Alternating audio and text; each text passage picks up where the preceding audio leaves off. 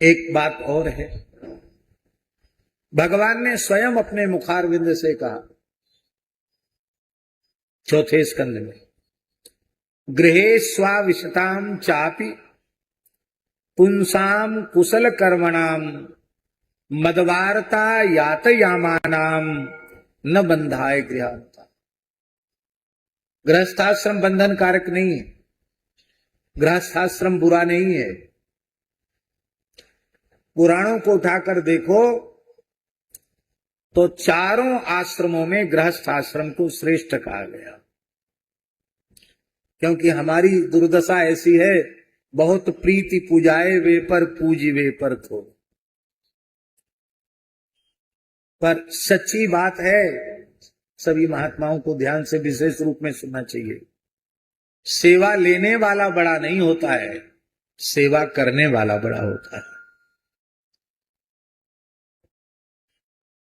3 आश्रम सेवा लेने वाले हैं, ब्रह्मचारी भी सेवा लेने वाले हैं। ब्रह्मचर्य आश्रम में पुरानी गुरुकुल व्यवस्था कैसे चलती थी?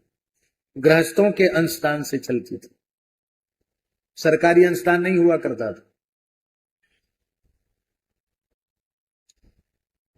ब्रह्मचर्य आश्रम का योगक्षेम आस्तिक गृहस्थों के अन्न धन से होता था। वानप्रस्थियों की सेवा भी गृहस्थ के द्वारा होती।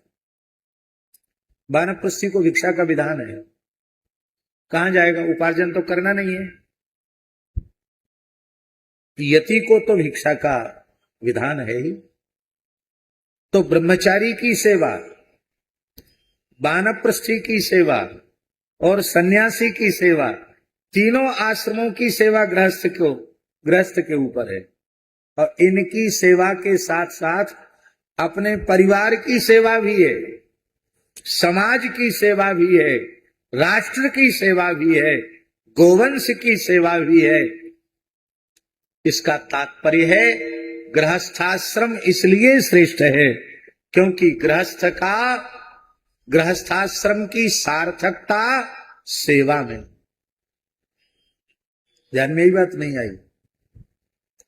इसका मतलब है, चाहे जितना कमा लो और चाहे जितने ऊंचे पद पर पहुंच जाओ, चाहे जितना यश अर्जित कर लो, यदि आपके परिश्रम से उपार्जित धन सेवा में नहीं लग रहा है, ब्रह्मचारी, गृहस्थ, वानप्रस्थी, सन्यासी, गौ, ब्राह्मण, संत, दीन दुखी, राष्ट्र, इनकी सेवा में यदि नहीं लग रहा है, तो फिर आपका गृहस्थाश्रम धन्यवाद देने के योग्य नहीं। इसलिए गृहे स्वाविशतां चापि, जिन लोगों ने गृहस्थाश्रम में प्रवेश किया है, गृहस्थोचित कर्तव्य कर्म का पूर्ण निष्ठा से निर्वहन करते हैं, पूरा व्यवहार करते हैं, व्यवहार में चूक नहीं करते, पर यह निश्चय कर रखा है कि हम अपने व्यस्ततम गृहस्थ जीवन का कुछ समय भगवान नाम संकीर्तन में और गीता, भागवत, रामायण आदि जो हमारे पवित्र ग्रंथ हैं, उनके सत्संग में व्यतीत करेंगे तो आपका गृहस्थ आश्रम बंधन कारक नहीं। हमारी हाथ जोड़कर विनम्र प्रार्थना है, आपको कहीं जाने की आवश्यकता नहीं है, कहीं भटकने की और भ्रमित होने की आवश्यकता नहीं है। नियम कर लो, अपने घर के ठाकुर जी के सामने बैठकर आधा घंटे का नाम संकीर्तन और आधा घंटे का सत्संग, 1 घंटा, और उस 1 घंटे में परिवार के प्रत्येक सदस्य की उपस्थिति को अनिवार्य कर दो। यहां तक कि कोई बीमार हो तो कंबल ओढ़ के वहीं लिटा दो उसको, लेकिन उस समय वो रोग सैया पर न पड़ा रहे, सत्संग के समय वहां उपस्थित हो। और जो बेटा हो, बेटी हो, नाती हो, पोता हो, पोती हो, बहू हो, इस 1 घंटे के सत्संग में उपस्थित न हो, उसका रोटी पानी बंद। अब इस घर में रहने का और यहां खाने पीने का तुम्हारा कोई अधिकार नहीं है। ऐसा अनुशासन तो करना पड़ेगा। हम आपको निश्चय पूर्वक ये बात कह रहे हैं, आप ईमानदारी से 6 महीना ऐसा करके देखो, आपके घर का पूरा वातावरण न बदल जाए, आपके घर में सात्विकता के संस्कार न आ जाएं, आपके घर में भक्ति का वातावरण प्रकट न हो जाए, वो आप कहने का अवसर ही नहीं आए।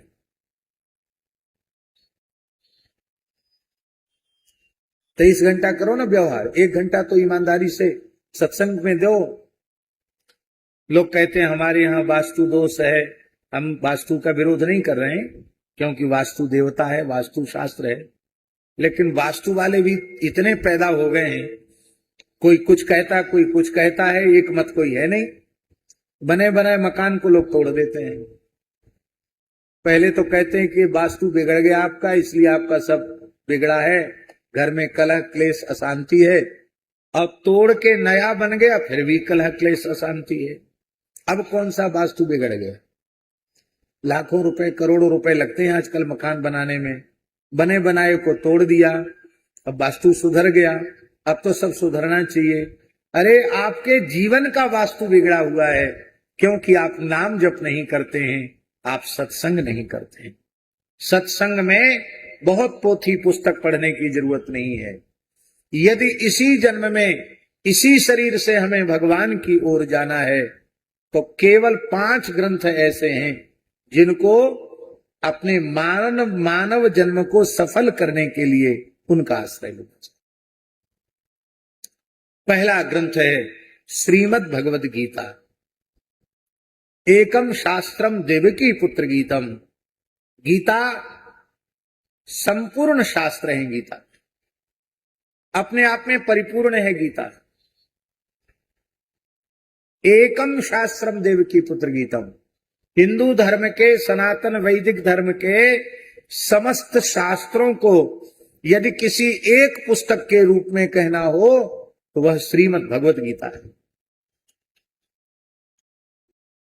दूसरा, पुराण सम्राट श्रीमद् भागवत। 2 ग्रंथ हो गए। तीसरा, रामचरितमानस। ये 2 ग्रंथ तो संस्कृत के हुए, रामचरितमानस तो हिंदी में है। पर नाना पुराण निगमागम सम्मतम यद रामायणे निगदितं क्वचिदन्यतोपि। बड़े बड़े विद्वानों का कथन है कि भगवान पाणिनि के जैसा उत्कृष्ट कोई विद्वान नहीं हुआ इस धरती पर। ये हम नहीं कह रहे, बड़े बड़े विद्वानों ने कहा है। भगवान शंकराचार्य से बहुत पहले के हैं, तो कहते पाणिनि, इसलिए भाष्यकार पतंजलि ने उनको भगवान पाणिनि कहा। पर जब हम गोस्वामी तुलसीदास जी के पांडित्य को देखते हैं तो लगता है पाणिनि से भी उत्कृष्ट कोटि का यदि कोई महापुरुष हुआ है तो वो गोस्वामी तुलसीदास जी महाराज हैं, जिन्होंने अपनी भाषा ग्रंथ में सहज सरल भाषा में प्रस्तुत करके और सर्वजन हिताय, सर्वजन सुखाय, सर्वजन कल्याणाय